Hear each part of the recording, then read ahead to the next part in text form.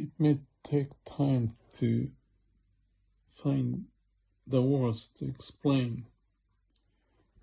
I just thought that never talked about it this way, but as I was listening to Story of Saichi by Kusunoki on the YouTube, that occurred to me that typically most people may think, if they think there is the heaven, they talk about it after you die. But so, and then this world is samsara, all the problems that goes in life, and then when you die, you go to hell or you go to heaven. That's one way to think, and the thinking is the issue that is to be understood. And that's why this discussion is difficult. Thinking, and I talk about samadhi, no mind, no thinking. So what we say, samsara, ups and downs of life, what it happens, where it happens is in the mind. Because when you're dead, you don't think anymore. But when you go into samadhi, no thinking, what happens there? If there's ups and downs in your mind, and if this is samsara, this ups and downs of life happens in the mind, what happens when your mind is off? No mind. Mind is there, but it's not functioning, no thinking. That is corresponding to, as Saichi says in Shin Buddhism, or Myokonin, when you die, now your ego and no thinking. So no thinking and no ego, no self. That's the death of your ego, or you can say death of mind, right? No thinking.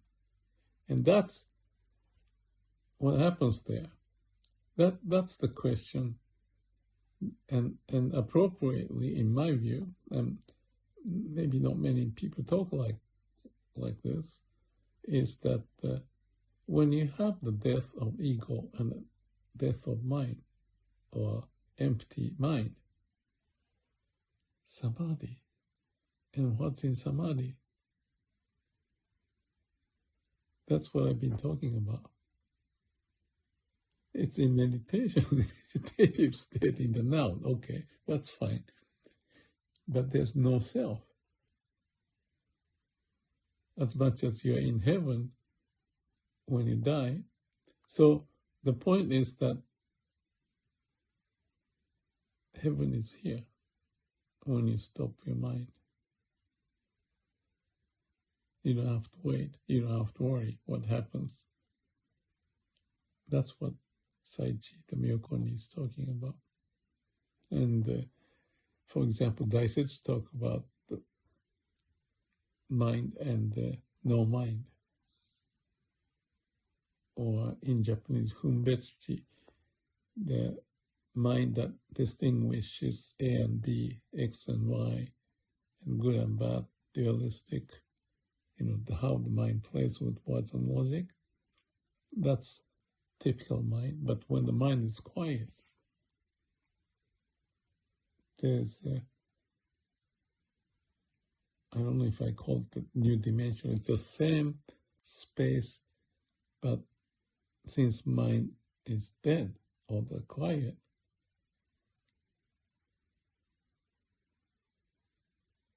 there's something or nothing is there.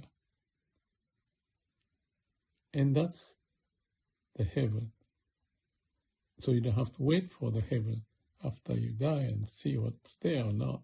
But you can find the heaven on earth because there's no worry. because your mind is not functioning. So meditation is you are awakened to the state of no mind, not just the shut off mind and just holding it, but in the same level of how the mind is and is not, and is and is not. And what is not in the mind, as I call it, connecting to heart. That's how the way of universe is manifesting.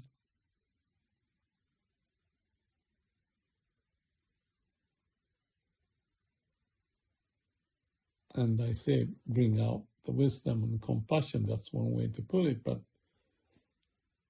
in that state, calm and quiet mind,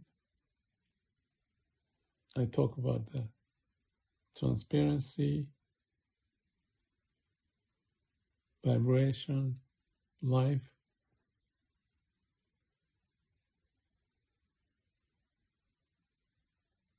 and bliss, peace.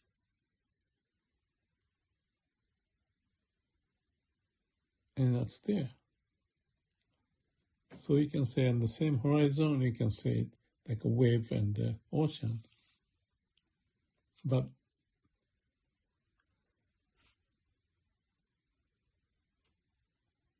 that's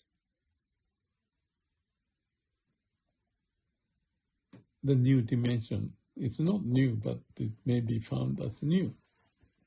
Because instead of waiting for death, for finding the heaven, you are already finding the peace.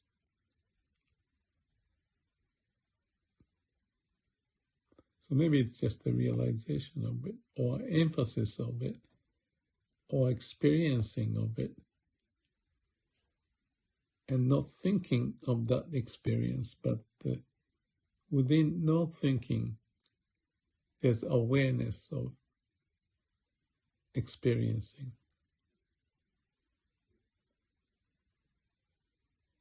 That's samadhi. So it may be found as a discovery that we have that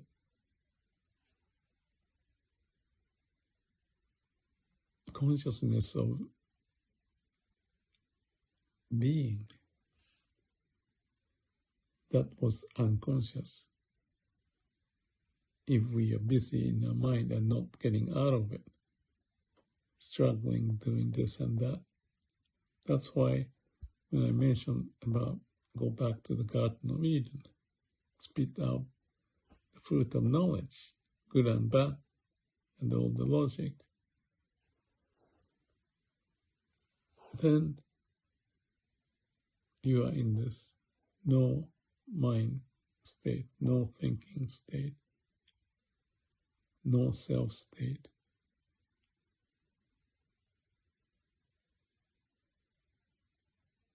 And that's heaven, is what Saichi Myokonin is pointing.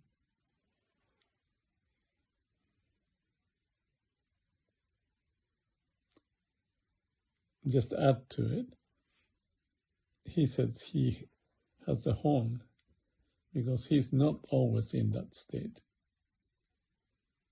He may say he is a Namamitabsu, into samadhi, no thinking state.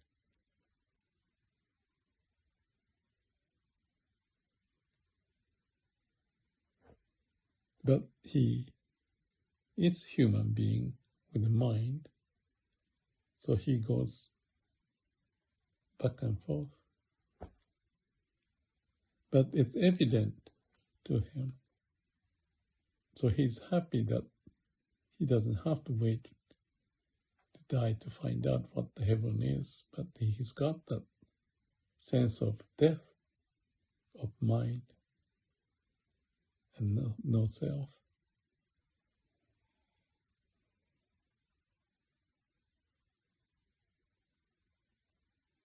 Maybe I'll find some more comment somewhere to support this. But supporting by logic doesn't mean the experience of it. So that's the going beyond the mind state.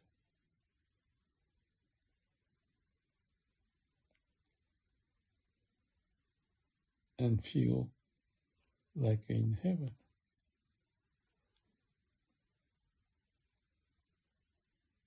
As it is.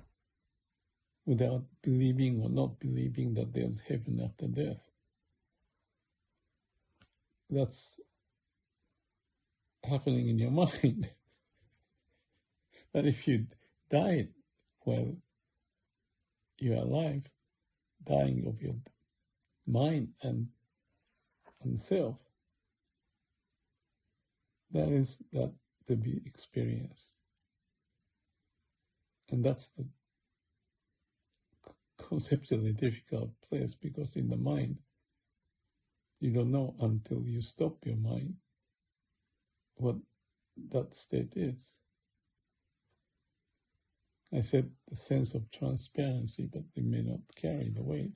It's nothingness or bliss, aliveness in no mind. And if I use the word happiness, the peace, not happiness compared to the unhappiness, peace not compared to the war, but the eternal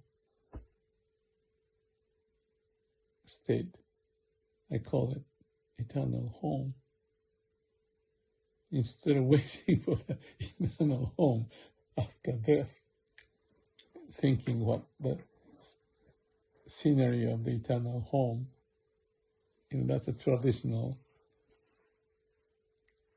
religious statement, so that the belief in God or whatever is to attract people, so that it's like a good marketing idea that, then you'll be okay in heaven.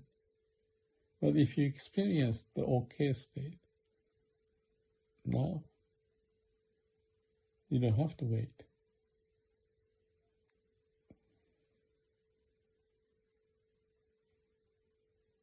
Be happy. May all beings be happy. Good night. Right, so the deer, the monkey, the cow, the tree, the birds, they are there in the Garden of Eden. And I was talking about becoming a deer, transforming to deer, and no mind, samadhi. That's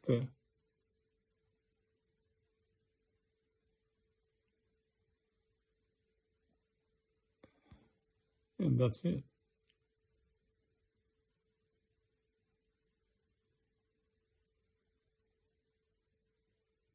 So we struggle and suffer. But as Buddha may have shared in the state, being awakened is to go across the boundary of mind into no mind. And then he found Nirvana. Nirvana here on earth.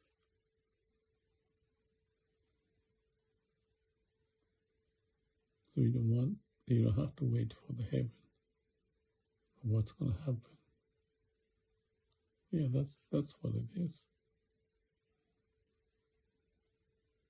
Good night.